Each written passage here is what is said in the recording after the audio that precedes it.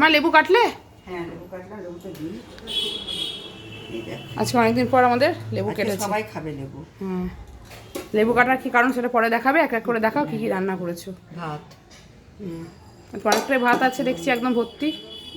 আগে এটা দেখাই, যেটা আজকে স্পেশাল, এই সিজনে প্রথম পাট শাক। হ্যাঁ, ঝোল ঝোল পাট শাক। আমরা দেখাও, একটু নেড়ে দেখাও খাতাতে করে আমরা কিরকম খাই সবাই।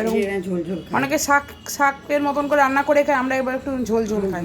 এটা আমাদের বাড়িতে প্রত্যেকের ফেভারিট। এই দেখো, দেখাই তোমাদেরকে, এরকম মা একটা বড় ডেকচিতে রেখেছে। এটা সব শেষ হয়, সবাই এক বাটি করে নিয়ে বসে পড়ে। আর এটা লেবু দিয়ে খেতে ভালো লাগে। আর এটা হয়েছে বলে আমাদের আর কিচ্ছু লাগবে না। তবু মায়ের তো স্বভাব জানো, শোনে না, করেছে। এটাও সিজনে প্রথম ডাঁটা চচ্চড়ি, সর্ষে পোস্ত দিয়ে। আচ্ছা, সজনে ডাঁটা চচ্চড়ি। এখনো মোটা হয়নি তো, বাবা বললো এটা আমাদের এই শুরু হলো, একদম জুন জুলাই অবধি চলবে। তোমরাই দেখে দেখে বোর হয়ে যাবে ডাঁটা। আর এই যে লাউ পোস্ত, যেহেতু পাট শাক সেহেতু লাউ পোস্ত ভালো লাগে খেতে, কম্বিনেশনটা খেতে ভালো লাগে আমাদের। লাউ পোস্ত।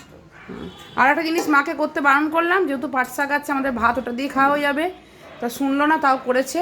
কি করবে মাটা, রাতে খাবে না দিনে খাবে?